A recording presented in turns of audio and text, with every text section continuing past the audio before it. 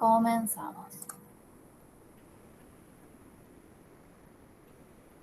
Voy a compartir mi pantalla completa.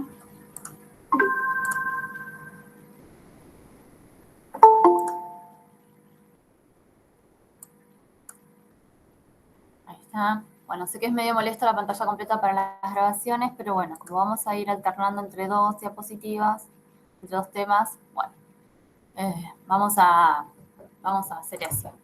Si entra alguien, bueno, lo vamos a ingresar. Vamos todos. Bueno, la clase pasada estuvimos terminando de ver algunos conceptos que tenían que ver con esto de expresar resultados con calidad analítica, qué implicaba expresar un resultado con calidad analítica. Estuvimos hablando de los errores, de las propiedades que tienen que cumplir los resultados para ser resultados de calidad, que son la veracidad y la precisión, y después juntamos esos dos conceptos en el concepto de exactitud. Estuvimos hablando de las propiedades analíticas supremas, básicas y complementarias, que hacen a sostener esa calidad analítica. Y después, finalmente, vimos cómo expresar un resultado cuando queremos expresar un resultado con el correspondiente error, ¿sí? Fuimos diciendo a lo largo de la clase que no hay resultados válidos si no van acompañados del error que se cometió al obtener ese resultado, y eso implica expresar, si se acuerdan, como valor 1 más menos valor 2, en donde el valor 1 estaba relacionado con la veracidad del resultado, porque es el promedio de las determinaciones, y el valor 2 estaba relacionado con la precisión, porque tiene que ver con la dispersión de los resultados, ¿sí? Bueno, después les dije que para medidas repetidas, es decir, cuando nosotros hacemos réplicas, expresamos el resultado con esta forma, ¿sí? Sería el promedio más menos un t por s sobre raíz de n, y ese valor 2 implica, ¿sí?, que vamos a estar dando un intervalo de confianza en donde nosotros vamos a asegurar con un determinado porcentaje, una determinada probabilidad, que el valor verdadero o el valor que se considera como verdadero está incluido en ese intervalo, ¿sí? Bien, bueno, hablamos de cómo usar la tabla T, y yo les dejé este problema ahí en el Moodle, muy sencillito, como para que practiquen un poco las cuentas, más que nada, y traten de ver de poder expresar un resultado, ¿sí? Entonces el problema decía, bueno, sigue con la temática que veníamos en la clase, queríamos determinar iones cloruro en una muestra de agua, y se obtienen esos resultados, ¿sí? El analista revisa los valores promedio de las determinaciones llevadas a cabo en el último año y toma como valor de referencia 500 miligramos de cloruro por litro, ¿sí? Entonces, la pregunta del problema era, ¿qué conclusiones puedes sacar a partir del resultado obtenido y el valor de referencia, ¿sí? Y teníamos que, bueno, justificar un poco la respuesta. ¿Hicieron las cuentas? Sí, yo las hice. Sí, yo también. Perfecto, ¿qué les dio? El valor medio me dio 0,4950. Bien. Y la desviación me dio, bueno, 2,1 por 10 a la menos 0,6. 2,1 por 10 a la menos 0,6. ¿Sí? ¿Tan chiquito? Me parecía así en la calculadora, me pareció raro también, pero bueno.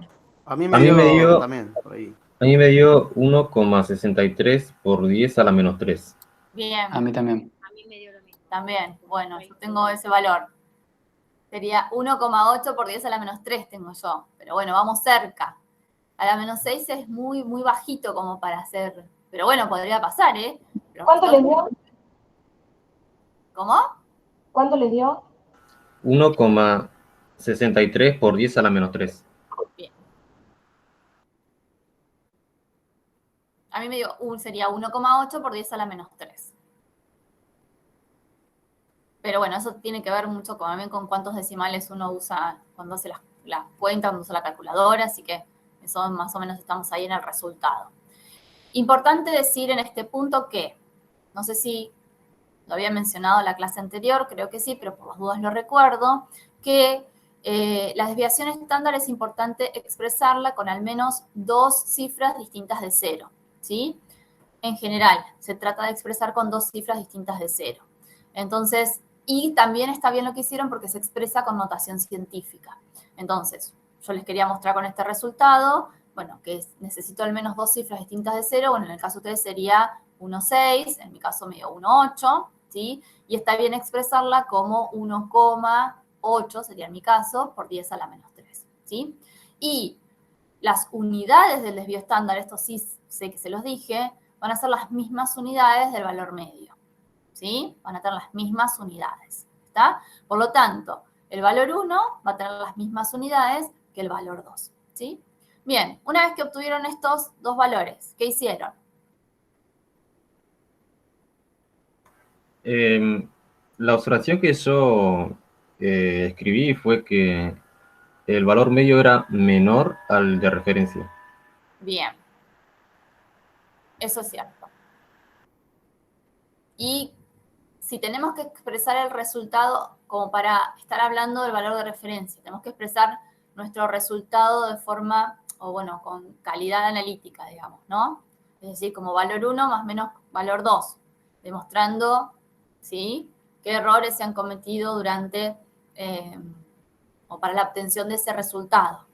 Alguno expresó el resultado así como, fíjense que son réplicas, es decir, obtuvo 1, 2, 3, 4, 5, 6, 7 valores distintos, es decir, que aplicó el mismo método de forma repetitiva e independiente 7 veces, y entonces tiene 7 réplicas, ¿sí? Entonces, la forma de expresar el resultado para medidas repetidas o para réplicas, estamos diciendo lo mismo, es esta que tenemos acá.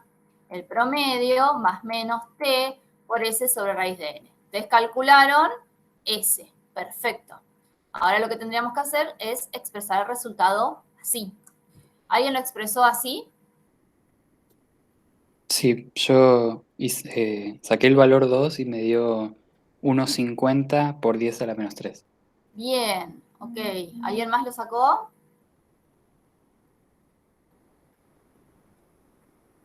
¿No? No, profe. Bien. No, Bueno, tampoco. bien, entonces, la conclusión es, bueno, que el valor, hasta ahora la única, ¿y qué conclusiones sacaron? Aunque no hayan sacado ese valor. Alguien me dijo, todavía no les conozco las voces, ya las voy a conocer. Alguien me dijo que el valor, bueno, si lo comparo con el valor de referencia, es más bajo. ¿Sí? ¿Alguna otra conclusión?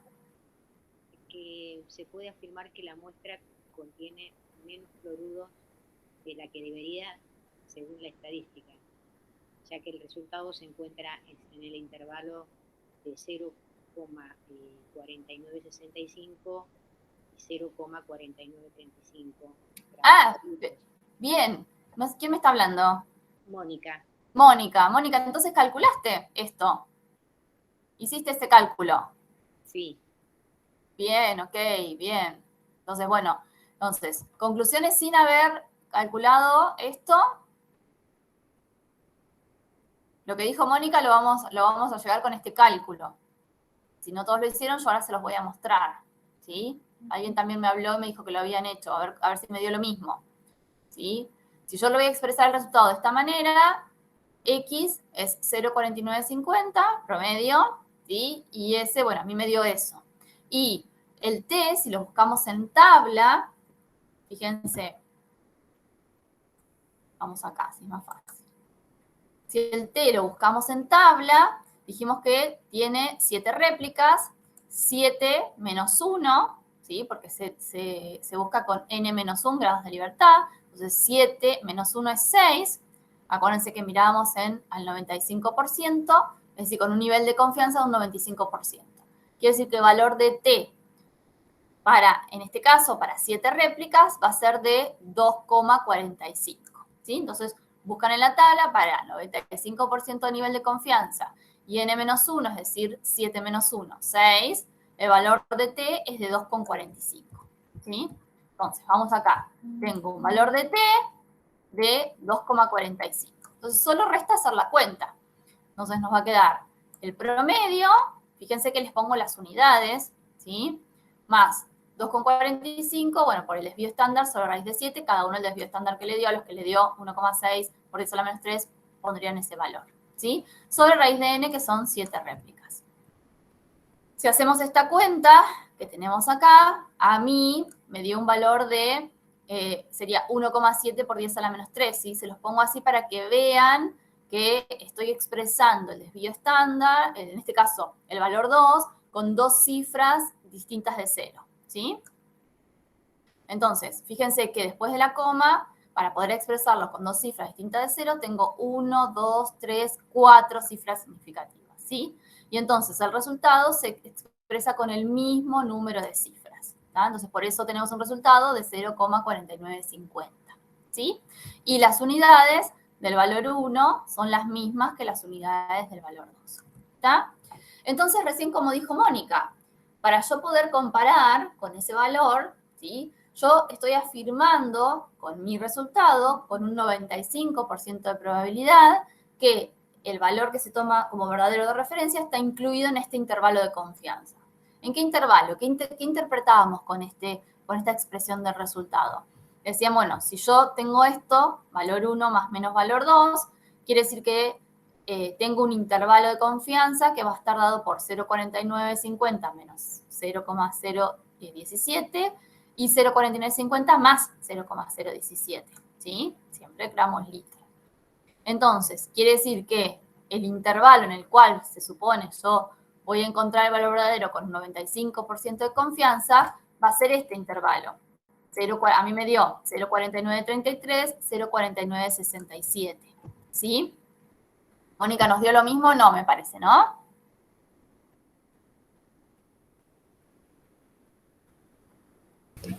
Creo que abandonó la clase, apareció recién. Oh. Se le debe haber caído el wifi o algo así. Ay, seguramente. Bueno, qué lástima.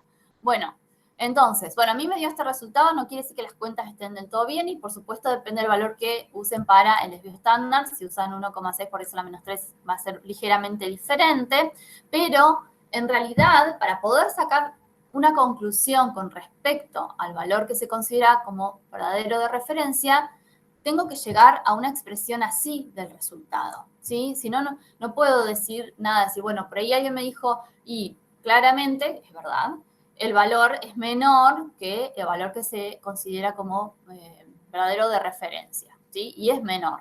Pero, ¿qué puedo decir yo con respecto a eso?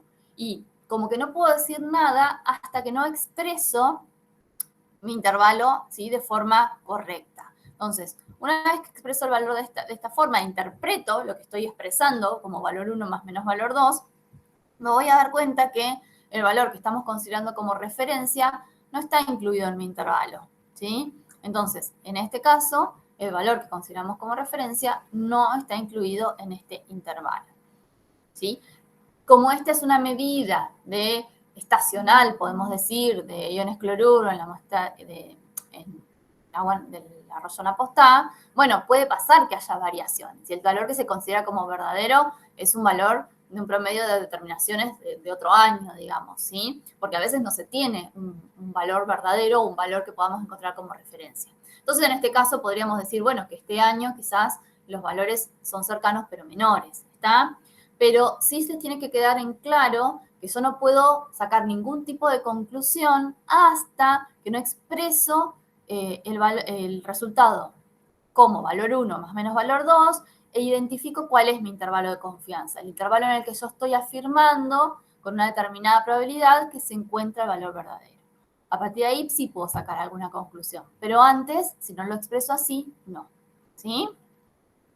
Esto es lo que quiero que les quede, digamos, que piensen, ¿sí? Y que les quede, es decir, bueno, si nosotros ya no podemos expresar, bueno, el valor es 0,4950 y lo comparo con 0,500 sería, ¿sí? Porque eran 500 miligramos por litro. Bueno, ya no puedo hacer eso. Antes de poder dar alguna conclusión, tengo que expresar el resultado de forma correcta. Y esta es la forma correcta de expresar un resultado para medidas repetidas.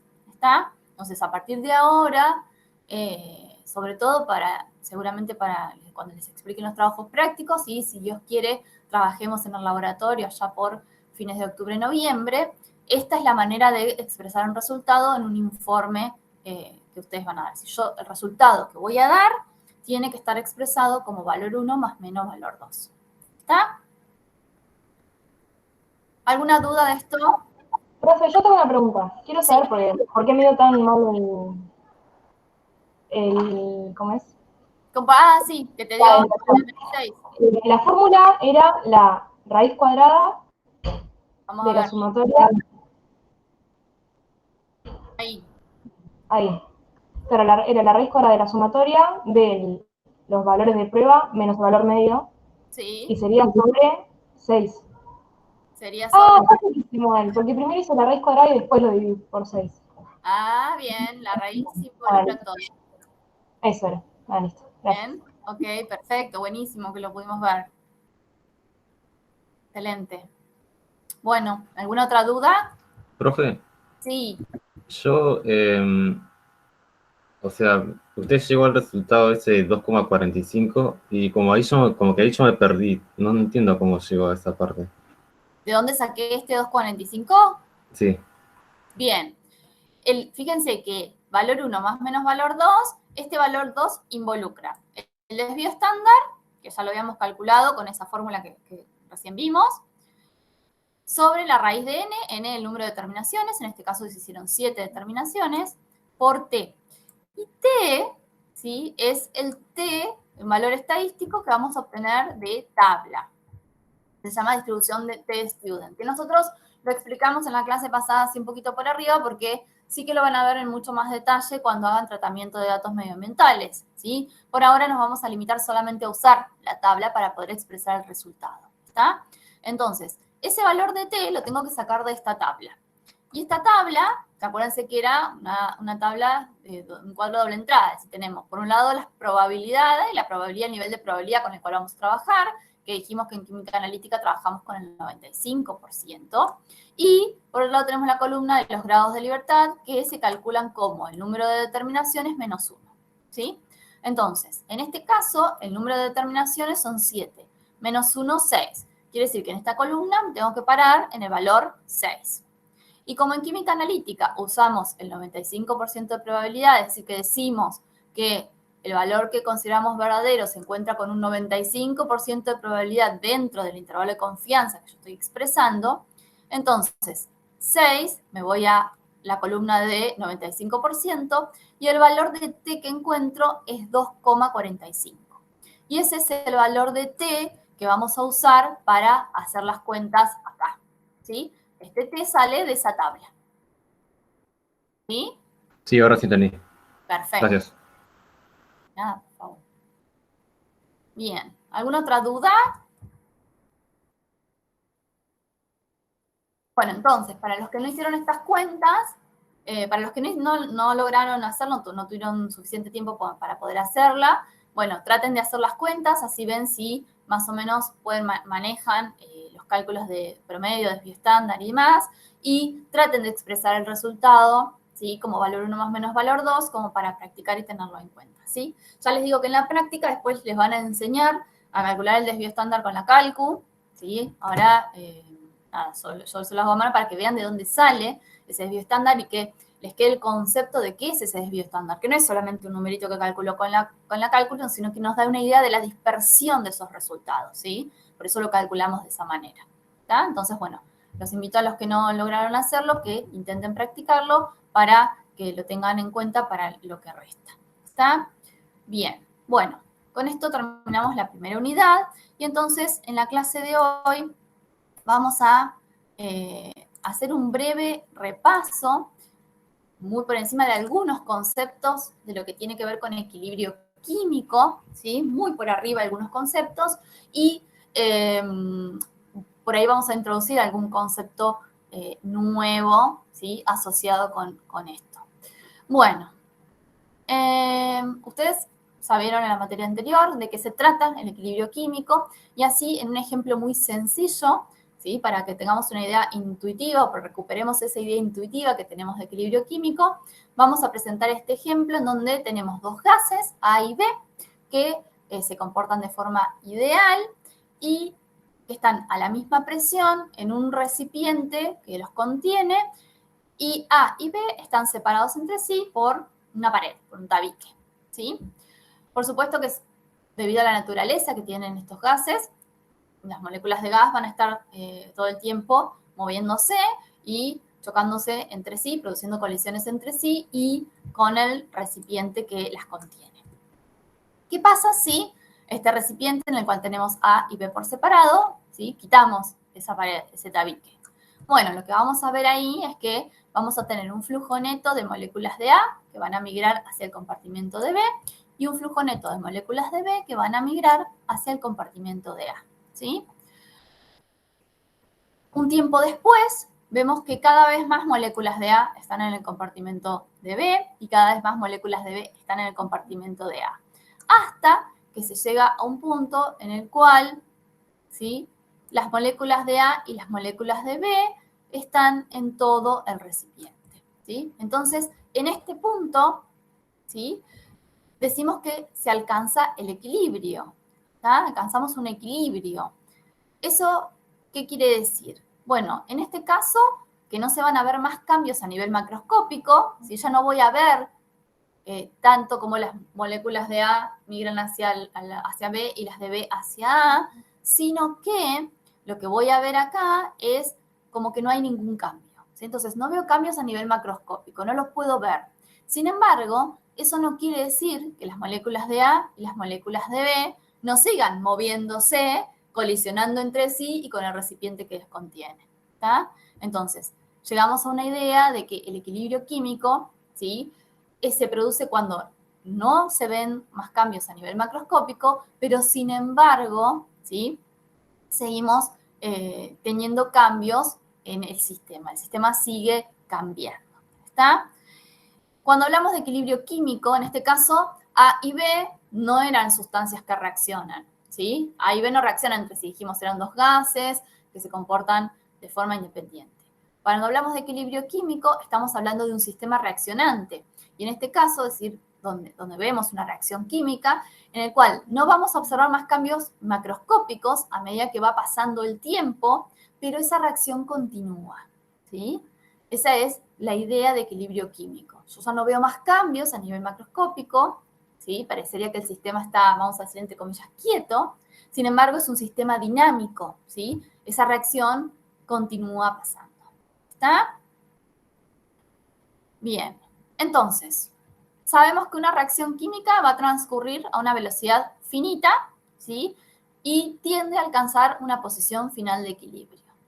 Entonces, la reacción química en una reacción química podemos definir dos zonas o dos regiones. Una región cinética, que va a depender del tiempo en el cual el sistema se aproxima al equilibrio, y una región de equilibrio, propiamente dicha, en donde todos los procesos del sistema alcanzan el equilibrio, ¿sí? La región cinética ya sabemos que está caracterizada por la velocidad de reacción, ¿sí?, que si se acuerdan se define como el número de moles consumidos o formados por unidad de volumen y por unidad de tiempo. ¿Y se acuerdan de qué depende la velocidad de reacción en un sistema? De la temperatura. Muy bien, de la temperatura. ¿De qué más? De la presión. ¿Una constante o no? De la presión. De la concentración de los moles. Ajá, de la concentración, de la presión, si es del tiempo. un gas, si es un gas, si no, no. Perdón, a ver, a la constante vamos a llegar, ¿sí? La velocidad de la reacción va a depender de la temperatura, de la concentración de las especies que reaccionan y de la afinidad que tengan estas especies para reaccionar, ¿sí? De eso depende la velocidad de la reacción, ¿sí? De eso va a depender. Y entonces, para una reacción irreversible, ¿sí?, en donde A más B da C más D, la que tenemos acá, podemos definir la velocidad de reacción en función del tiempo como la derivada de la concentración de cualquiera de las especies que están involucradas en la reacción con respecto al tiempo, ¿sí? ¿Se acuerdan? Y entonces le poníamos signo negativo cuando esas especies están, entre comillas, vamos a decir, desapareciendo para transformarse en los productos, Y si teníamos que expresar la velocidad, una fórmula, teníamos que la velocidad era igual a una constante por la concentración o por el producto de la concentración de las especies reaccionantes, A y B, elevada a su coeficiente estequiométrico. Y entonces, A y B nos daban el orden parcial de la reacción y A más B nos daban el orden global de la reacción. ¿Sí? En química analítica, la mayoría de las reacciones en las cuales nosotros vamos a trabajar son reacciones reversibles. Y en una reacción reversible vamos a definir dos velocidades de reacción. Una velocidad de reacción directa, en donde se van a formar los productos, entonces es velocidad de reacción directa o de formación de productos, y una velocidad de reacción inversa o de descomposición de esos productos. ¿Sí? De manera que la velocidad de reacción directa va a ser igual a una constante por la concentración o por el producto de la concentración de las especies reaccionantes, A y B, y la velocidad de reacción inversa va a ser igual a otra constante por el producto de la concentración de los productos, ¿sí? De los productos formados en la reacción.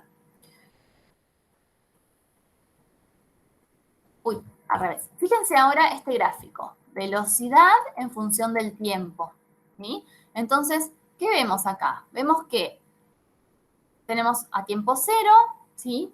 La velocidad de formación, ¿sí? La velocidad de reacción directa va a ir disminuyendo y la velocidad de reacción inversa o de descomposición de los productos va a ir aumentando a medida que va transcurriendo el tiempo. ¿Hasta cuándo? Hasta cuando se llega a un tiempo que vamos a denominar tiempo de equilibrio, en donde la velocidad directa se iguala a la velocidad inversa de reacción. Y en ese momento decimos que alcanzamos el equilibrio químico. Cuando la velocidad de reacción directa es igual a la velocidad de reacción inversa, alcanzamos el equilibrio químico. Volvemos a destacar, es un equilibrio dinámico, ¿sí? Constantemente los productos van a estar descomponiéndose para formar los reactivos y los reactivos van a estar dando lugar a la formación de los productos. ¿Está? Por eso el equilibrio es dinámico. Entonces, dijimos, alcanzamos el equilibrio cuando se igualan estas velocidades. Si a eso lo llevamos a una ecuación, ¿sí? La velocidad de reacción directa igual a la velocidad de reacción inversa, igualamos estas dos ecuaciones que tenemos acá, y si la reordenamos un poco, llegamos a la expresión de la constante de equilibrio que alguien mencionó antes, ¿sí? En donde vemos acá que esta constante de equilibrio, este valor constante, va a ser igual a el producto de la concentración de los productos elevado a su coeficiente estequiométrico sobre el producto de la concentración de los reactivos elevado a su coeficiente estequiométrico. Este valor de constante de equilibrio es... ¿Sí? ¿Alguien me habló? Es adimensional y, por supuesto, depende de la temperatura. ¿Sí? ¿Qué nos dice esta expresión de la constante de equilibrio? Nos está diciendo que para una determinada reacción reversible que está en equilibrio a una temperatura constante, la relación de concentraciones de productos y reactivos tiene un valor constante, ¿sí? Eso es lo que nosotros vemos y nos dice esta ecuación, ¿sí? Y tenemos que hacer acá una diferencia entre equilibrio... Profe, ¿puedes repetir lo que dijiste hace un ratito, lo de las constantes? ¿Acá? ¿Esto? Sí. Sí. Entonces, yo les dije que para una reacción reversible que está en equilibrio y a una determinada temperatura, una temperatura constante, el producto de la relación del producto de la concentración de los productos y el producto de la concentración de los reactivos va a tener un valor constante. Y eso es lo que conocemos como constante de equilibrio, ¿sí? Es decir, lo que va a ser constante es esta relación, ¿sí?, que se da entre las concentraciones de los productos y de los reactivos. ¿Sí? Profe, una pregunta. Sí. ¿cómo se dice? La ecuación de velocidad, no me acuerdo cómo se dice. Sí, de la velocidad de reacción. Sí, la constante, ahí tiene una liñita. ¿Es un apóstrofe o es algo? Sí, es un apóstrofe para decir que es una constante distinta a esta. Ah, ok. Esta es una constante y esta es otra constante. La relación de ambas es la que nos da la constante de equilibrio. Listo, ¿Sí? gracias. Bien. Bien, entonces les decía que en este punto tenemos que diferenciar entre velocidad en términos de, entre equilibrio en términos de velocidad y equilibrio en términos de concentración. Nosotros cuando hablamos de que alcanzamos el equilibrio en términos de velocidad, estamos hablando que la velocidad de reacción directa e inversa se igualan, que las velocidades son iguales, ¿sí? Pero cuando hablamos de equilibrio en términos de concentración, lo que estamos diciendo es que la relación de concentraciones entre productos y reactivos tiene un valor constante. Las concentraciones pueden ser iguales o diferentes, da igual, ¿sí? Pero la relación de productos y reactivos, de las concentraciones de productos y reactivos, tiene un valor constante, ¿sí? Es distinto, es diferente, ¿está? Muchas veces tendemos a decir que alcanzamos el equilibrio cuando las concentraciones son iguales. Y eso no es necesariamente cierto, ¿sí? Las concentraciones pueden ser iguales o diferentes. Lo que nos está diciendo la expresión de la constante de equilibrio es que la relación de concentraciones entre productos y reactivos tiene un valor constante. Lo que son iguales, cuando se alcanzan equilibrios, son las velocidades de reacción directa e inversa. ¿Está? Entonces, dicho esto, bueno, esto es un poco lo que resume un poco lo que estaba comentando, aunque las concentraciones varíen, no necesariamente tienen que ser iguales, el valor de la constante para una reacción determinada, específica, va a permanecer constante, siempre y cuando esté en equilibrio y a una temperatura constante. ¿Está? Ese valor siempre, por eso es una constante de equilibrio. No importa cómo varíen esas concentraciones. La relación de concentraciones entre productos y reactivos va a tener un valor constante siempre que trabajemos a una temperatura constante. ¿Está? Bien, dicho esto, vamos a estos gráficos. Fíjense que ahora lo que tenemos es concentración en función del tiempo, ¿sí? Y entonces en este primer gráfico vemos que el producto de la concentración, ¿sí?, de C y D, que son los productos, va a ir aumentando a medida que transcurre el tiempo, y el producto de las concentraciones de A y B, que son los reactivos, va a ir disminuyendo a medida que pasa el tiempo. Cuando se alcanza el tiempo de equilibrio, ¿sí?, el producto de las concentraciones, tanto de reactivos como de productos, se mantiene constante, ¿sí? Fíjense que a partir de ahí no varía más, tenemos un valor constante. Y podemos ver, en este caso, que el producto de la concentración de los productos va a ser mayor que el producto de la concentración de los reactivos. Y entonces, en ese caso, ¿qué decíamos con respecto al equilibrio? El equilibrio, en este caso, en donde el producto de la concentración de los productos es mayor que el producto de la concentración de los reactivos, el equilibrio se desplaza hacia Reactivos. Productos. hacia los productos, hacia la derecha, ¿sí? Decíamos, ¿por qué a la derecha? A la derecha de la reacción, acá. Digamos, por eso justamente esta gráfica muestra que es dinámico, a pesar de haber llegado al equilibrio. Exactamente. Claro. Exactamente. Se sigue produciendo reacción. Exactamente, ¿sí? Sigo teniendo una velocidad de reacción directa o inversa. Lo que pasa es que esas velocidades se igualan, pero no quiere decir que no esté ocurriendo esas reacciones.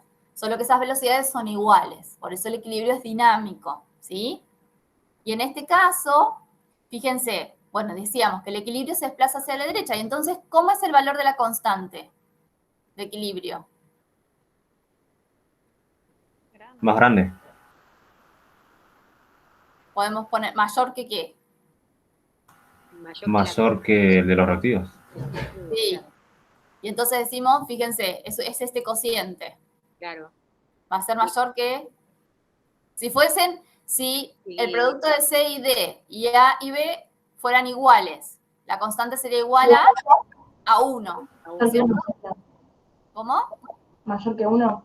Es mayor que 1, exactamente.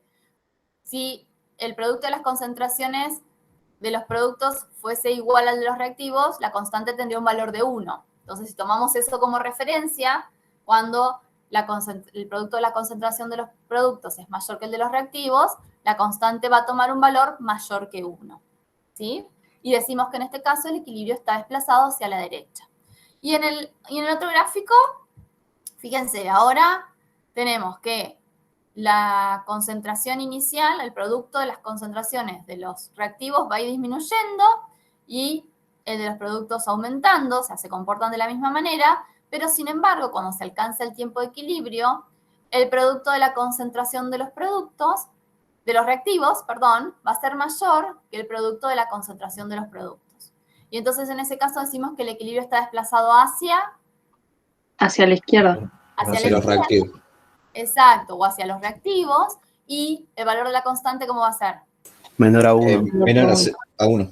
Menor que 1, exactamente, ¿sí? Nosotros vamos a trabajar bastante con sistemas, ¿sí? En donde, de equilibrios que están desplazados hacia la izquierda, ¿sí? Lo vamos a usar bastante, por lo tanto vamos a trabajar bastante con valores de constantes menores que 1. Ya los vamos a ver, algunos sí, algunos no, ¿sí? En equilibrio ácido-base vamos a trabajar más los ácidos débiles, vamos a ir por ahí y vamos a ver esos valores de constante. Entonces, esto que ya han visto y ya han estudiado anteriormente, son conceptos que tienen que tener cerca, ¿sí? Para ir comprendiendo lo que vamos a ir viendo más adelante.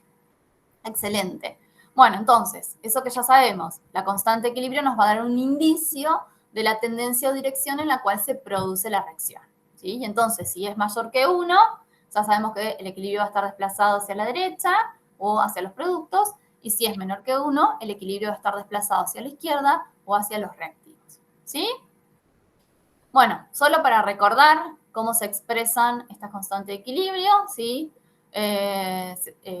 Solutos en molaridad, los gases en bar, y concentración de sólidos y líquidos puros va a ser constante si la temperatura y la presión son constantes, entonces su valor se incluye dentro del valor de la constante de equilibrio y entonces cuando lo consideramos 1, ¿sí? Cuando hacemos las cuentas lo consideramos 1. Recuerden que no es que sea 1, sino que el valor está considerado dentro del valor de la constante.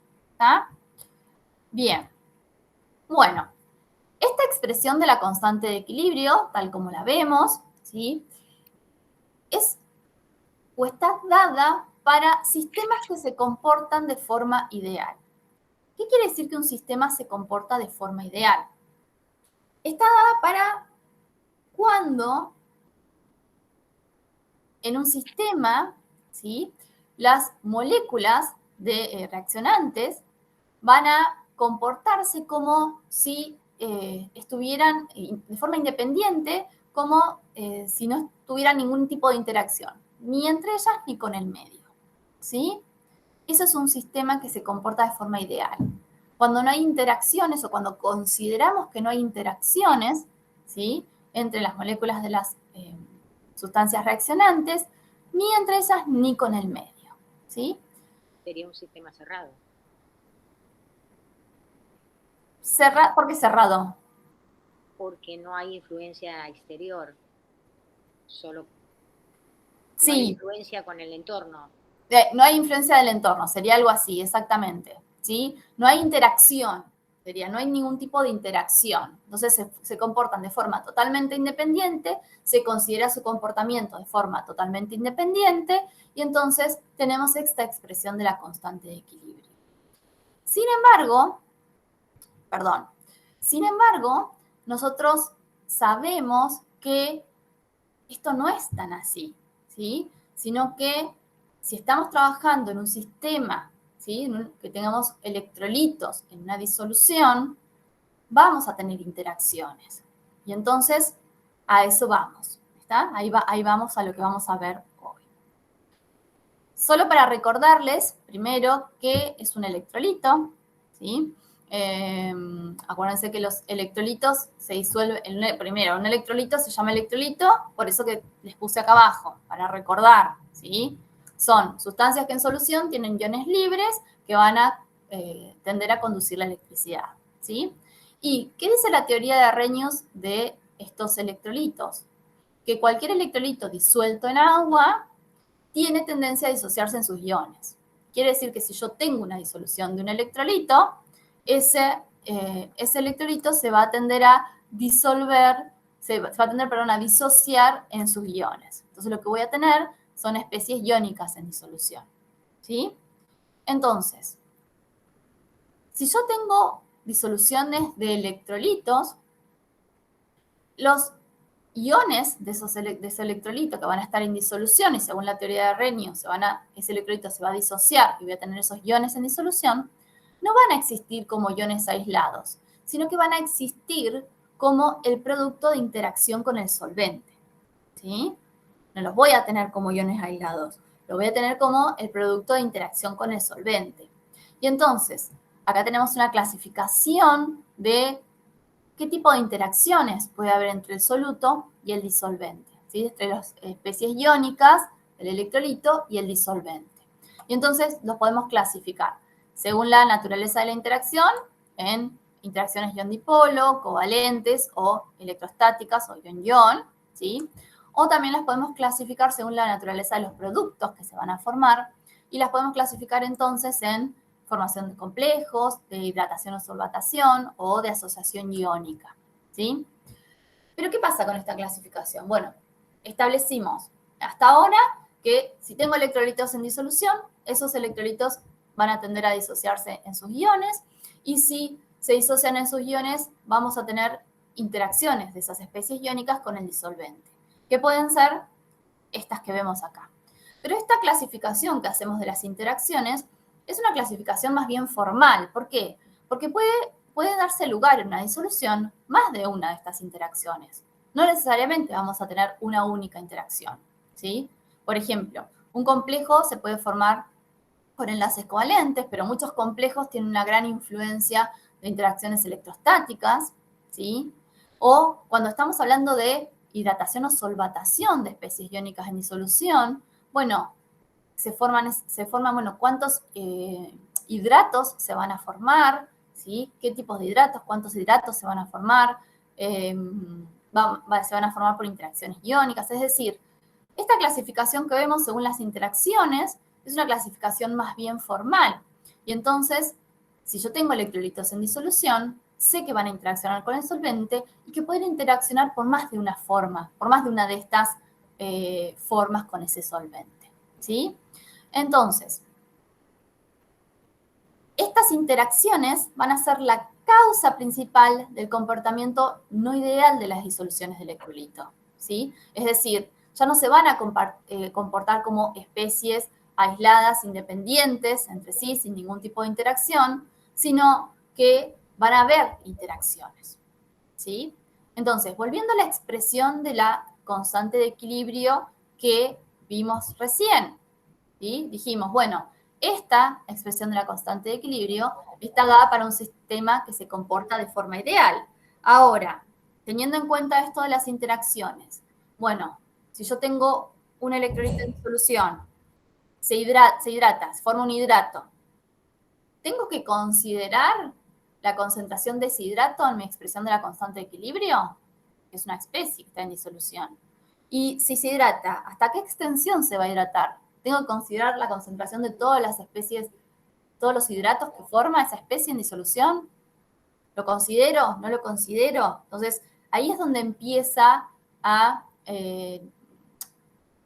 no tener, digamos, o a no explicar el comportamiento de estas disoluciones de electrolitos, esta expresión de la constante de equilibrio, ¿sí? Entonces, vemos en este caso que esta expresión solo va a ser aceptable si estamos trabajando con especies que no están cargadas, ¿sí? Y que no van a tener ningún tipo de interacción. Va a ser, sí, se van a comportar como partículas independientes, no cargadas, y que no van a tener interacción. Es decir, que van a estar separadas en la disolución entre sí mucho. Es decir, van a estar a muy bajas concentraciones, soluciones muy diluidas, ¿sí? Pero en el caso de que yo tenga especies iónicas en disolución, al menos, voy a tener interacciones electrostáticas.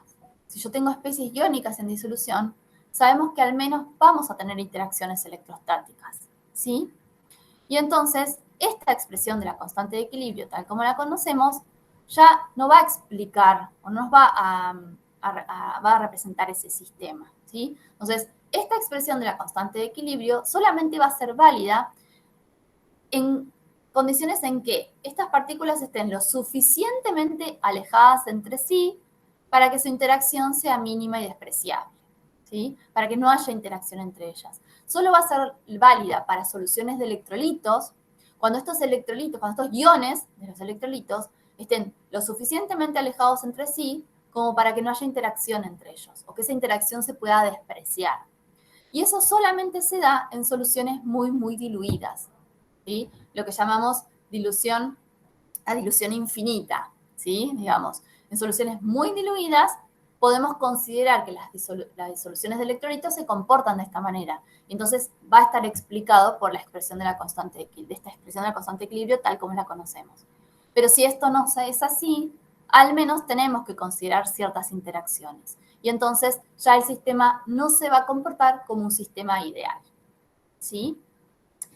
¿Hasta acá más o menos me siguen? Sí, profe. Sí, profe. Sí, profe. Perfecto. Y entonces introducimos en este punto el concepto de actividad. El concepto de actividad se define como la medida de la concentración efectiva de las especies en el equilibrio, ¿sí? Vamos a decir, es una medida de las interacciones que se van a dar en ese equilibrio, las especies que están en equilibrio, cuando tenemos una disolución de un electrolito, ¿sí? Entonces, actividad lo definimos así, como la concentración efectiva. ¿Por qué como la concentración efectiva? Bueno, porque ahora este concepto de actividad va a tener en cuenta esas interacciones que se van a dar en disolución, ¿sí? Y entonces ahora la constante de equilibrio la vamos a expresar en función de la actividad de cada una de las especies involucradas en el equilibrio elevado a su coeficiente estequiométrico. A esta expresión de la constante en función de las actividades de las especies que participan del equilibrio, se la conoce como constante de equilibrio termodinámica. Y se le pone un simbolito de T, ¿sí? Un superíndice T al lado de la letra K. ¿tá? Entonces, esto implica que esto es una constante de equilibrio termodinámica y que va a estar expresada en función de las actividades de cada una de las especies que participan del equilibrio, elevado a su coeficiente estequiométrico. Esta expresión de la constante de equilibrio ahora sí es válida para cualquier condición experimental, ¿sí? Porque va a tener en cuenta esas interacciones, ¿tá? La expresión tal como la conocíamos, ¿sí? En función de las concentraciones de las especies que participan en el equilibrio, la vamos a denominar constante de equilibrio estequiométrica, ¿sí? Entonces, a partir de ahora, la constante que expresamos en función de las concentraciones se denomina, la vamos a llamar constante de equilibrio estequiométrica, y la que expresamos en función de las actividades, constante de equilibrio termodinámica. Como les decía, esta constante de equilibrio termodinámica va a ser válida para cualquier condición experimental, ¿sí? Porque va a tener en cuenta las interacciones de los distintos iones en disolución con el disolvente, ¿sí? Pero siempre se va a mantener esta condición que va a ser constante a temperatura constante, ¿sí? Es decir, la constante de equilibrio estequiométrica ya no va a ser constante para cualquier condición experimental. Cuando tengamos interacciones en la disolución, no van a ser tenidas en cuenta por esta expresión de esta constante de equilibrio, y entonces ya no es válida para cualquier condición. La constante de equilibrio termodinámica sí lo es, siempre y cuando la temperatura se mantenga constante. ¿Está? Bueno, ¿y cómo se relaciona la constante de equilibrio termodinámica con la constante de equilibrio estequiométrica? Bueno, ¿cómo se relaciona la actividad con la concentración? Lo podemos decir de esta manera también. Entonces, la actividad va a ser igual a una constante, coeficiente de actividad, por la concentración, ¿sí? Este coeficiente de actividad va a ser una medida de cuánto, como podemos decir, de en qué medida se desvía ese sistema del comportamiento ideal. Siendo que en un sistema ideal, ese coeficiente de actividad es igual a 1 y la actividad es igual a la concentración, por lo tanto la constante de equilibrio estequiométrica es igual a la constante de equilibrio termodinámica, ¿sí? Cuando el coeficiente de actividad es igual a 1, la actividad va a ser igual a la concentración. ¿sí? Y entonces ambas constantes son iguales. Cuando hay interacciones, ¿sí?, en la disolución, esas interacciones van a estar contempladas por este coeficiente de actividad que va a tener valores entre 0 y 1. Cuanto más se aleje de 1, ¿sí?, cuanto más se aleje del valor ideal de ese coeficiente de actividad, que es 1, ¿sí?, quiere decir que más interacciones tengo en esa disolución y más alejada estoy de ese comportamiento ideal. ¿Sí? ¿Vamos? ¿Alguna duda? Profe, ¿puede repetir eso de las interacciones, el último que dijo, la última parte? Sí, que el coeficiente de actividad va a variar entre valores, entre 0 y 1.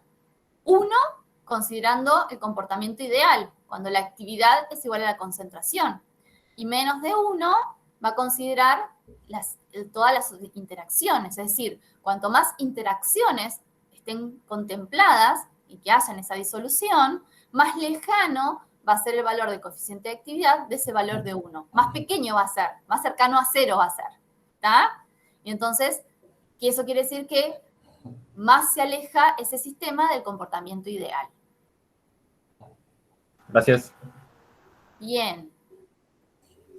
Bien, entonces, ¿cómo hacemos nosotros para calcular ese coeficiente de actividad? Es decir, bueno, todo muy lindo, la actividad es igual a la concentración, expreso la constante en función de las actividades, tengo la constante de equilibrio termodinámica, pero bueno, la concentración la puedo conocer. ¿Cómo calculo yo ese coeficiente de actividad? ¿Cómo se calcula ese coeficiente de actividad? Y entonces surgen, en este caso, las leyes de Debye-Hückel, que estas leyes de Debye-Hückel nos van a explicar cómo se comportan las disoluciones de electrolito, las disoluciones diluidas de electrolito, y nos van a permitir calcular ese coeficiente de actividad, ¿sí? Entonces, surgen 3 leyes de Debye-Hückel que vamos a ir viendo una por una, ¿sí? No se preocupen, no es que tienen que saber las fórmulas, yo olvidé, perdón, de subirles el material, van a tener las fórmulas en ese material, así que no es que tienen que saber las fórmulas, solamente interpretar, ¿sí?, qué es lo que estamos viendo en estas fórmulas, ¿está? La primera teoría de Debye-Hückel va a considerar solamente la energía de interacción electrostática entre los iones. Es decir, acuérdense que yo les dije recién, bueno, como mínimo, cuando tenemos disoluciones de electrolitos, tenemos que considerar las interacciones electrostáticas, ¿sí? Bien, entonces, la primera teoría de Debye-Hückel considera, para el cálculo del coeficiente de actividad, esas interacciones electrostáticas entre iones, ¿sí? Y entonces dice que el coeficiente de actividad va a depender de la carga de ese ion en disolución y de la carga y la...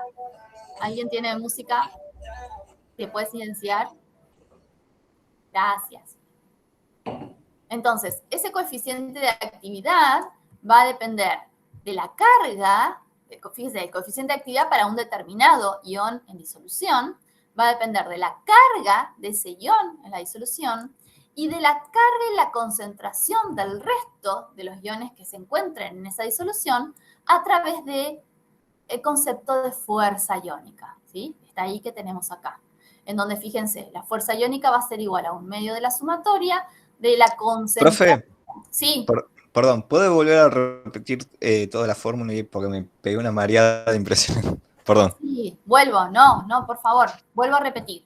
Entonces, el coeficiente de actividad de un ion que esté en una disolución, ¿sí?, va a depender de la carga de ese ion, ¿sí?, de su propia carga, y de la carga y la concentración del resto de los iones en disolución, ¿sí? No solo va a depender de su carga, porque acuérdense, estamos tratando de calcular o considerar la interacción electrostática entre los iones. Entonces, no solo va a depender de su propia carga, sino que va a depender de la carga y la concentración de los iones, del resto de los iones que estén presentes en esa disolución. ¿Y cómo se calcula la carga y la concentración del resto de los iones en disolución? Bueno, entonces surge ahí el concepto de fuerza iónica, ¿sí?, que se nota con la letra I. ¿En dónde? Yo les puse la fórmula acá arriba. La fuerza iónica va a ser un medio de la sumatoria de la carga de cada uno de los iones que están en disolución, de la concentración de cada uno de los iones que están en disolución, multiplicados por su carga al cuadrado, ¿sí? Esto es la fuerza iónica. La fuerza iónica, si queremos darle un concepto, se los puse ahí para que lo tengan y les quede, va a ser una medida de la concentración total de los iones en disolución y de las fuerzas de atracción y repulsión que se producen entre esos iones, ¿sí? Esa es la definición de fuerza iónica. Por eso se tiene en cuenta la concentración de esos iones y su respectiva carga, ¿sí? Entonces, esta primera ley que relaciona el coeficiente de actividad de un determinado ion, fíjense que el coeficiente de actividad lo calculamos para un determinado ion en esa disolución, ¿sí? No es de la disolución, ¿sí? Si nosotros dijimos la actividad, vuelvo aquí, dijimos que la actividad de cada una de las especies en el equilibrio va a ser igual al coeficiente de actividad de esa especie por la concentración de esa especie, ¿sí? Y entonces, vuelvo acá, el coeficiente de actividad para una de esas especies en el equilibrio va a ser igual a menos una constante, ahora vamos a ver qué involucra, por la carga de ese ion elevado al cuadrado por la raíz de la fuerza iónica de la disolución. La fuerza iónica sí es la de la disolución, porque yo a partir de la fuerza iónica la calculo con la concentración y la carga de todos los iones que están presentes, ¿sí? Por eso es una medida de la concentración total de iones en disolución. ¿Está? ¿Ahí me siguieron? Ahí sí, profe. Gracias. Bien. No, por favor, me van diciendo, así lo vamos charlando. Y a esta ley, la primera ley, la conocemos como ley límite de Debye-Hückel, y ese valor de A involucra todo esto que ven ahí. Todas estas constantes tienen en cuenta la carga del electrón, la constante dieléctrica, la constante de Boltzmann, la temperatura absoluta, el número de Avogadro. ¿Está? Si trabajamos con una disolución acuosa, es decir, que el disolvente es agua y la temperatura es constante, trabajamos a una temperatura de 25 grados centígrados, ¿sí? La constante dieléctrica para el agua se conoce, y entonces este valor de A va a ser igual a 0,512, ¿sí? Es decir, trabajamos, ahí la simplificamos un poco. Para disoluciones acuosas, a una temperatura de 25 grados, tenemos un valor de A de 0,512. Entonces, este valor de A, que es constante, es 0,512, ¿sí? Esta ley límite de Debye-Hückel, esta primera ley que considera las interacciones electrostáticas, va a ser válida para concentraciones bajas de electrolito, ¿sí? Porque solamente está considerando las interacciones electrostáticas, y para fuerzas iónicas menores o iguales a 0,01 molar, ¿sí? Fíjense que podemos ver en esta ecuación, ¿sí?, de la ley límite de Debye-Hückel, que a medida que aumenta la carga del ion, o a medida que aumenta la fuerza iónica en la disolución, el coeficiente de actividad va a ser menor, ¿sí? Fíjense, está precedido por un signo menos. Entonces, a mayor carga del ion, menor coeficiente de actividad. ¿Por qué? Mayor carga implica que va a haber más interacciones de ese ion en esa disolución. Y a mayor fuerza iónica, ¿sí?, a mayor cantidad de iones en esa disolución, también va a ser menor el coeficiente de actividad, ¿sí? Entonces, esta ley nos está diciendo, bueno, cuanto más sea la carga del ion y cuanto más sea la fuerza iónica de la disolución, más alejados vamos a estar de la idealidad, porque valor más bajo va a tener ese coeficiente de actividad y, por lo tanto, más se va a alejar la actividad de la concentración. ¿Está? Bien. Bueno. ¿Podés repetir eso último, profe? Lo de Sí. mientras mayor sea la carga iónica y eso. Sí, que esta ecuación, esta ley de Debye-Hückel, si la miramos, nos está diciendo, fíjense que yo les decía, está precedida por un menos. Quiere decir que si aumenta la carga o aumenta la fuerza iónica, tengan en cuenta que esto es una constante, ¿sí? Aumenta la carga o aumenta la fuerza iónica en la disolución, menor va a ser el coeficiente de actividad, ¿sí? Fíjense que bueno, acá está expresado como logaritmo de, pero va a ser menor, ¿sí? Y entonces, ¿qué quiere decir? Que cuanto más carga tengan los iones que están en esa disolución, menor va a ser el coeficiente de actividad, más se va a alejar de la idealidad, ¿sí? cuanto más carga tenga. Y eso es lógico, ¿por qué? Porque cuanto más carga tenga un ion en esa disolución, más interacciones va a tener, ¿sí? Y lo mismo pasa con la fuerza iónica. Cuanto mayor sea la fuerza iónica en la disolución, recordemos, es una medida de la concentración total de iones en disolución, cuanto mayor sea la fuerza iónica en la disolución, menor va a ser ese coeficiente de actividad. Quiere decir que más lejos voy a estar de una disolución ideal, ¿sí? Más pequeño va a ser ese coeficiente de actividad, y eso es lógico también, porque cuanto más iones tenga en la disolución, más interacciones electrostáticas voy a estar teniendo en cuenta, voy a estar considerando. ¿Está? Sí, profe, ahora sí, gracias. Que sería que, claro, porque lleva a confusión pensar la actividad con la interacción. Uno supone que si hay más interacción, habría más actividad, pero no, la actividad está tomada en cuenta en forma ideal. Entonces, por eso es lo contrario. Cuando hay más actividad, más se aleja de lo ideal, de la actividad. Claro, más tenemos una relación entre actividad y concentración que se va haciendo cada vez menor, digamos. ¿Sí? Porque depende de la fuerza, porque fíjense, depende de las interacciones electrostáticas, y en este caso vemos claramente que va a depender de la carga y la fuerza iónica de la disolución. ¿Sí? Sí, no es cuanto mayor actividad, sí podemos decir que va variando, ¿sí? Depende de la actividad de que varíe, bueno, esta relación de actividades siempre nos va a dar un valor constante. Pero, ¿sí? La actividad se relaciona con la concentración por este coeficiente de actividad que idealmente tiene el valor de 1. Cuando, si esto tiene igual valor de 1, ambas, actividad y concentración, tienen el mismo valor, son iguales.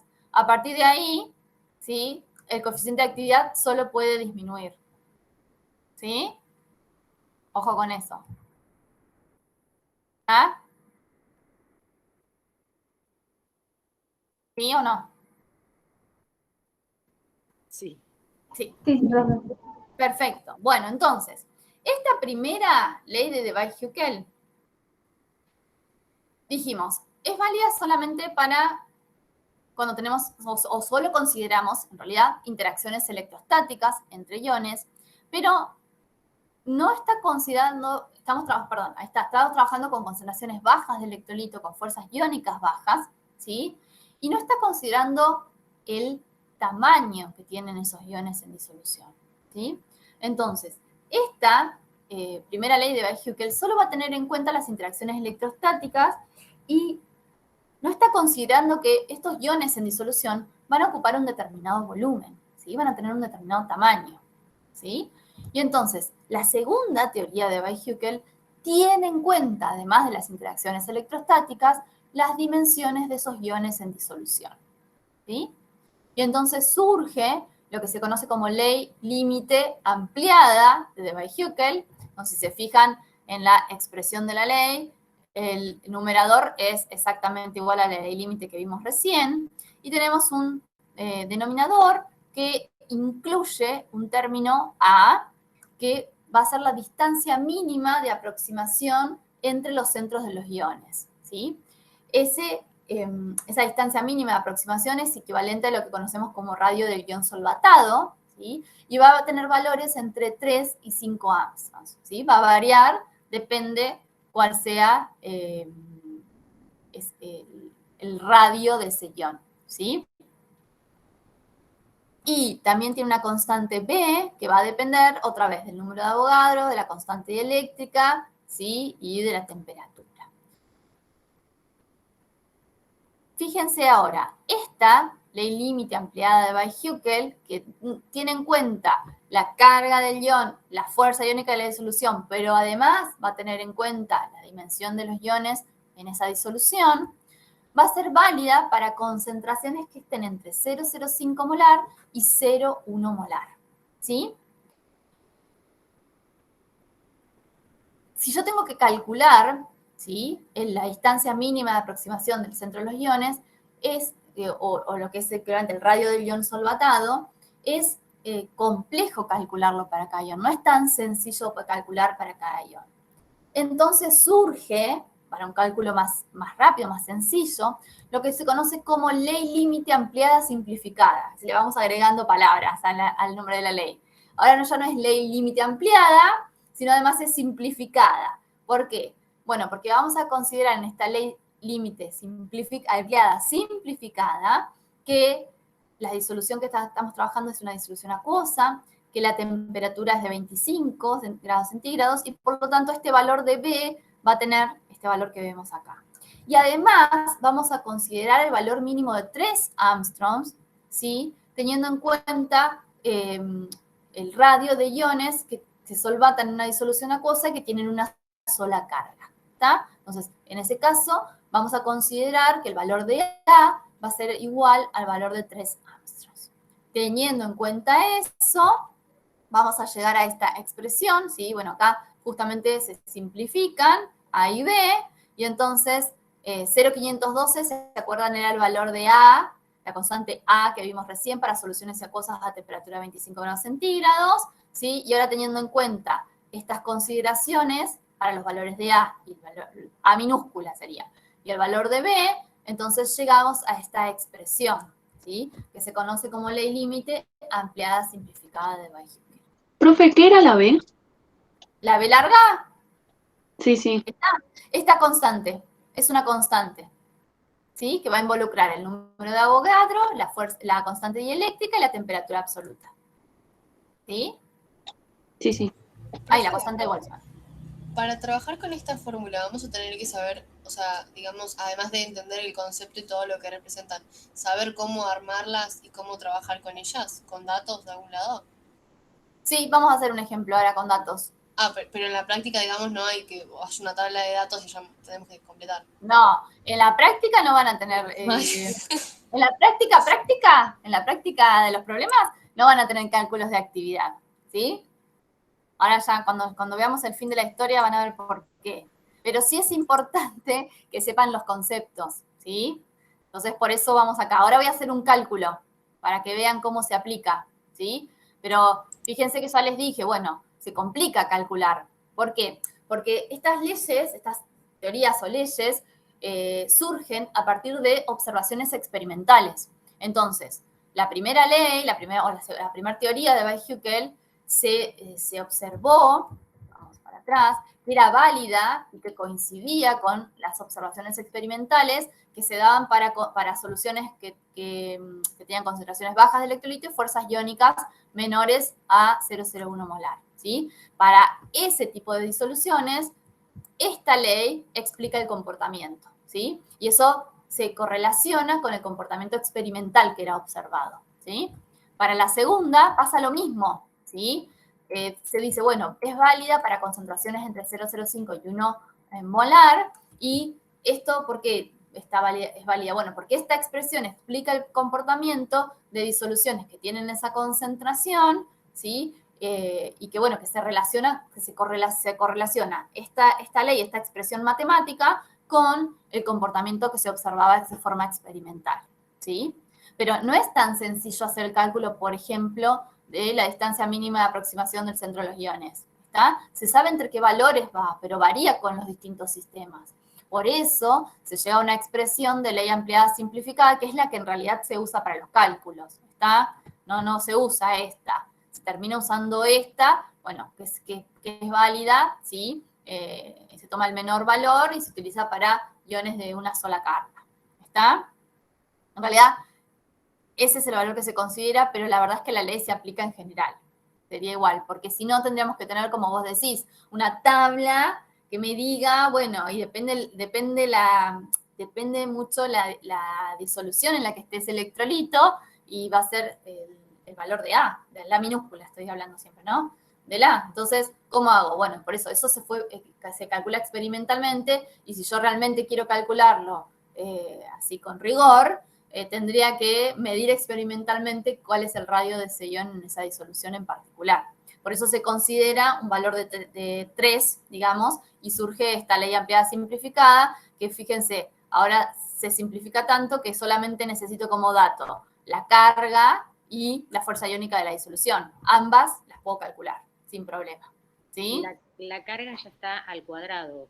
Claro, la carga es al cuadrado, ¿sí? No importa que es positiva o negativa, siempre va a ser un valor positivo. Claro, a diferencia de la otra que sí tenía en cuenta la carga. la que vimos anteriormente, era ¿La Z. fuerza iónica? Claro, era solo Sí. Z en la anterior, no era. No, la fórmula de fuerza iónica también considera la carga al cuadrado. Ah, sí, pensé que era solo Z, perdón. No, también considera para darle, digamos, un valor positivo siempre, digamos. ¿Sí? Bien. Bueno, no importa si miran la ley ampliada de Debye-Hückel o la ley ampliada simplificada, llegamos a la misma conclusión que llegamos recién con la primera teoría, y es que a medida que aumenta la carga o a medida que aumenta la fuerza iónica, disminuye el coeficiente de actividad. Otra vez estamos viendo que este coeficiente de actividad más se va a alejar de la idealidad cuanto mayor sea la carga del ion o cuanto mayor sea la fuerza iónica de la disolución. ¿Sí? Profe, ¿podés repetir lo último que dijiste? Sí, cómo no. Que cualquiera de las dos ecuaciones que miremos, tanto la ley ampliada o la ley ampliada simplificada, vamos a llegar a la misma conclusión que vimos recién para la primera teoría, ¿sí? Que si aumenta la carga del ion, estoy calculando el coeficiente de actividad, o si aumenta la fuerza iónica de la disolución, ¿sí? Va a disminuir el coeficiente de actividad. Acuérdense que está precedido por un signo menos, ¿sí? Entonces, a mayor carga o a mayor carga del ion o a mayor fuerza iónica de la disolución, menor va a ser el coeficiente de actividad. ¿Y eso qué quiere decir? Que más se va a alejar ese sistema del comportamiento ideal. ¿Sí? Porque el coeficiente de actividad más se aleja de la unidad, de su valor ideal que es 1. ¿Sí? ¿Quedó? Sí, ahora sí, mejor, profe, gracias. Bien. Bueno, y no contentos con una segunda teoría, surge una tercera teoría. ¿Qué pasaba? Como yo les venía diciendo, lo que se observaba experimentalmente se volcaba en estas teorías, ¿sí? En estas leyes. Y se empezó a observar que a medida que en sistemas que tenían mayor concentración, concentraciones mayor a 1 molar, lo que ocurría es que el coeficiente de actividad, en vez de disminuir, aumentaba. ¿Sí? Vimos en la primera teoría, en la segunda teoría, que el coeficiente de actividad, ¿sí? A medida que aumentaba la fuerza iónica en la disolución, aumentaba la concentración de la disolución, disminuía. Pero acá experimentalmente empezaron a observar que cuando el sistema tiene una alta concentración y por lo tanto una mayor fuerza iónica, ¿sí? Lo que ocurría era que ese coeficiente de actividad disminuía, ¿sí? Perdón, aumentaba, no disminuía. Y no era el comportamiento que se venía observando. Y si tenían en cuenta que si tengo más concentración, probablemente tenga más interacciones, bueno, lo que se observaba experimentalmente no se correlacionaba con lo que estaba diciendo la ley ampliada, la ley ampliada la ley límite ampliada de Debye-Hückel, ¿sí? Que sería este término que tenemos acá. ¿Y por qué? Entonces, bueno, le encontraron una explicación a eso, de por qué ese coeficiente de actividad, en vez de disminuir, aumenta.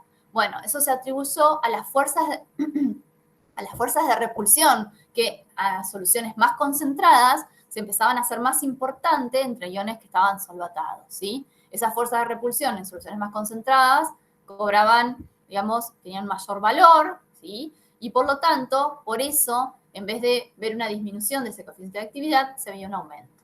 Entonces, para subsanar esto, aparece la tercera teoría, y a esa teoría lo único que se le hace es a la ley ampliada de Debye-Hückel, que es este término que vemos acá, se le agrega un segundo término, un valor de C, que es un término empírico, que se calcula según el sistema, y la fuerza iónica, ¿sí? Entonces, esta sería la tercera teoría de Debye-Hückel que es aplicable para soluciones con concentraciones mayor de 1 molar. La aplicabilidad de esta ley es prácticamente muy poca o ninguna. ¿Por qué? Porque en este caso no solo tenemos que calcular para un sistema en particular el valor de A, ¿sí? Para cada uno de esos los iones, en el cual estoy calculando ese coeficiente de actividad, sino que además tengo que calcular este término empírico de C, ¿sí? Que fíjense, suma este término, quiere decir que corrige eso que estábamos viendo del aumento de ese coeficiente de actividad, ¿sí?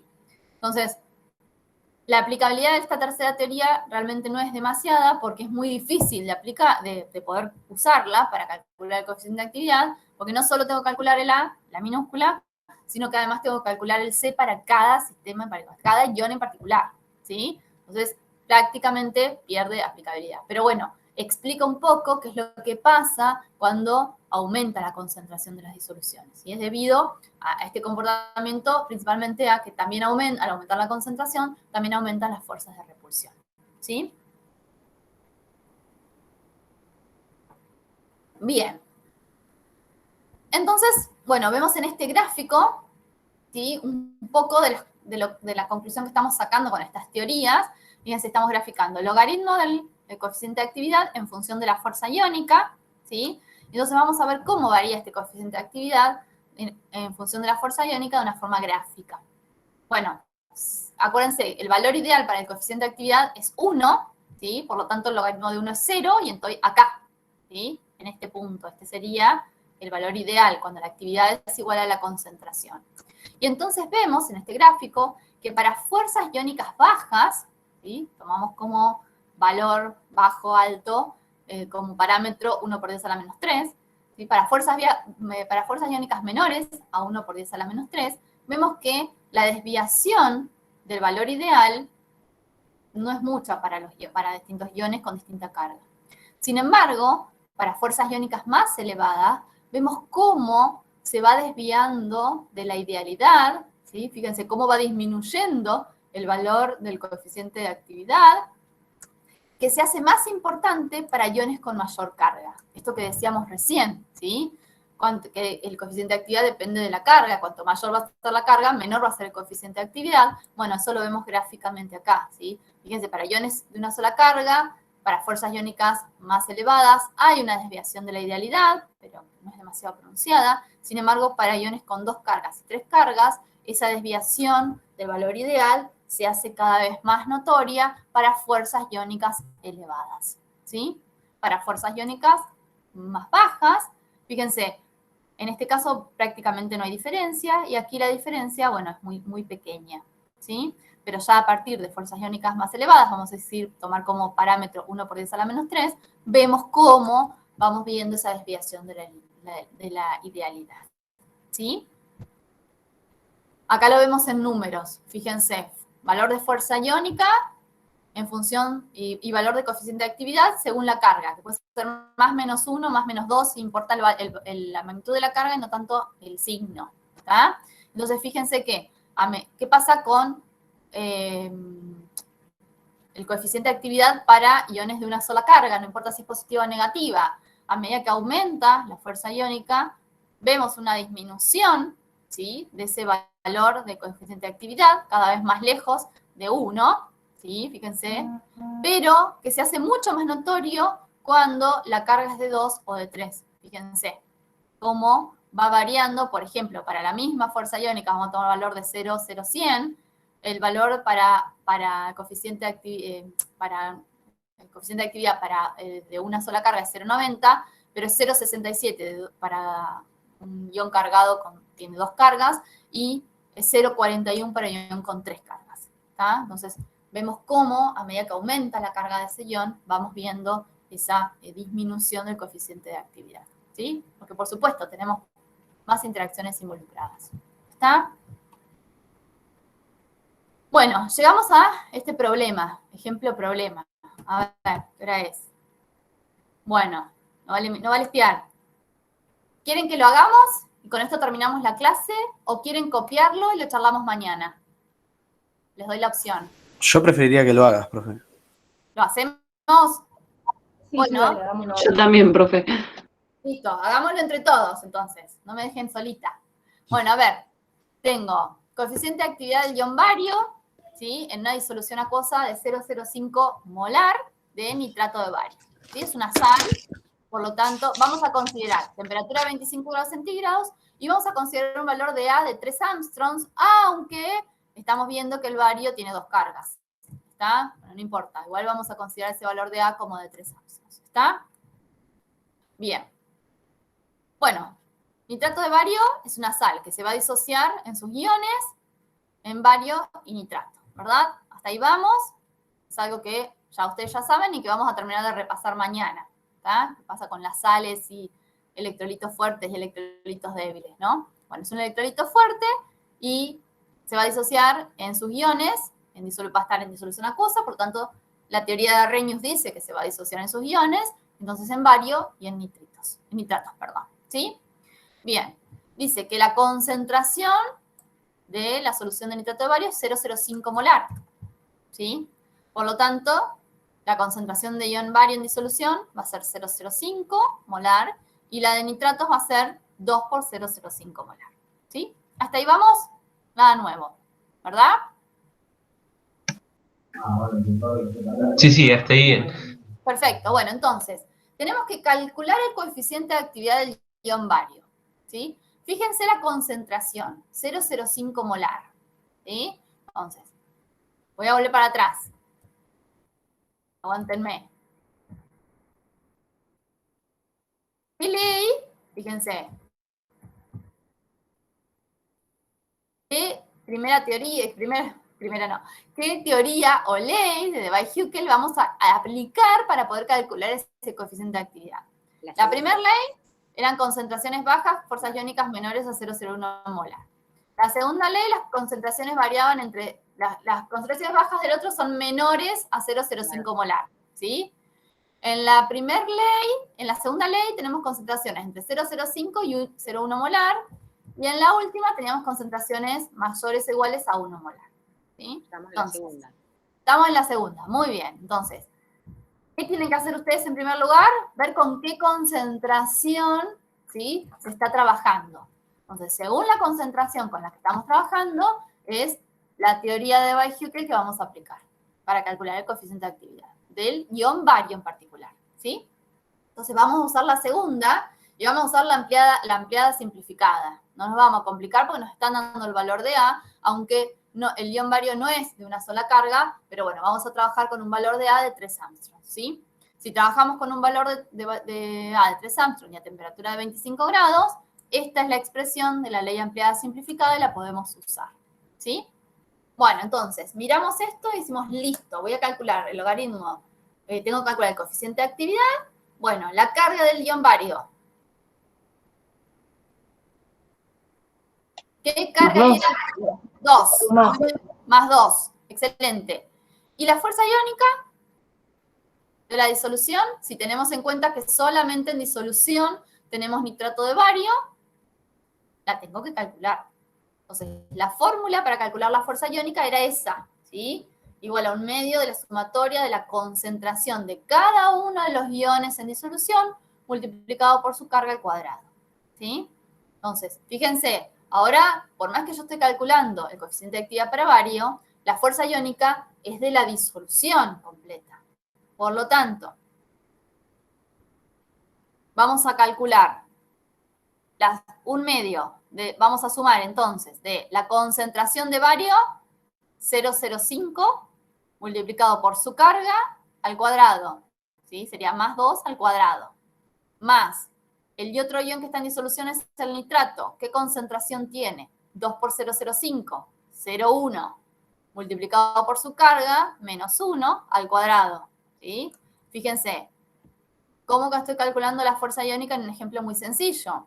Los iones presentes en esta disolución solamente son bario y nitrato. Bueno, entonces calculo la sumatoria de la concentración por la carga al cuadrado de cada uno de los iones en disolución, ¿sí?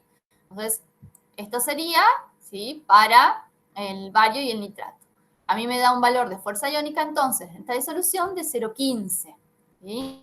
Entonces, teniendo en cuenta ese valor de fuerza iónica y la carga del ion bario, me queda esta expresión. Entonces, el logaritmo del coeficiente de actividad del ion bario va a ser igual a menos 0,512 más 2 al cuadrado, la carga al cuadrado, por la raíz de la fuerza iónica, que es 0,15, sobre 1 más la raíz de 0,15, ¿sí?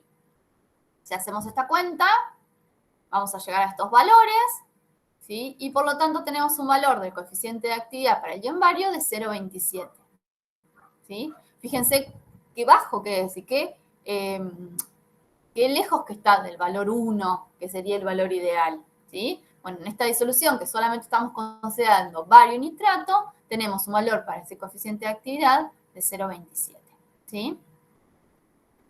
Está lejos del valor 1, que sería el valor ideal. Entonces, si yo ahora quiero calcular, ¿sí? Si tuviese que calcular la expresión de la constante de equilibrio termodinámica, bueno, en este caso, para este equilibrio, para bario ya lo tengo, ¿sí? Sería este coeficiente de actividad. Tendría que calcular para nitrato ese coeficiente de actividad, ¿sí? Y en función de eso, hacer las cuentas. ¿Está? Entonces, si yo quiero calcular la constante de equilibrio termodinámica, debería calcular el coeficiente de actividad para cada una de las especies involucradas en el equilibrio. ¿Sí? Y de esa manera puedo trabajar con actividad y no con concentración. ¿Está? Sí, sí, profe. Medio Bien. complicado, pero sí. Bueno, pero, a ver, hasta acá vamos a llegar hoy. Mi pregunta es, a ver, sí, hasta acá vamos a llegar hoy. Mi pregunta es, ¿se entiende por qué llegamos a el concepto de actividad? Y bueno, y en todo caso, si lo tengo que aplicar, ¿cómo calculo ese coeficiente de actividad? Eso sería lo más importante. Si eso quedó claro en la clase de hoy, estamos. Sí, profe, eso sí. Sí, perfecto, listo. El resto Yo es... por mi parte más o menos lo entendí, cómo menos. llegamos hasta ahí. ¿Qué te quedó colgado? No sé, pasa que en el medio de tratar de anotar y todo, por ahí me pierdo cosas que no escucho, pero después lo voy a repasar en la clase y en todo caso te pregunto mañana, profe. Bien, buenísimo. Bueno, vuelvan a mirar la clase. Mejor si la pueden mirar, yo la voy a tratar de bajar ahora y ya se las subo, se las dejo en el link. Así que métanse dentro de un ratito en el link, a ver que ya las van a tener. Y lo volvemos a charlar mañana, ¿está? Si quieren, vamos a dejar para que lo maduren. Y mañana vuelvo a hacer una síntesis de por qué llegamos a ese concepto y bueno, y mañana me van a querer matar después de eso, pero no importa. Bien. Dale, ¿mañana qué hora es la clase? Mañana la clase es a las 10. Ah, listo.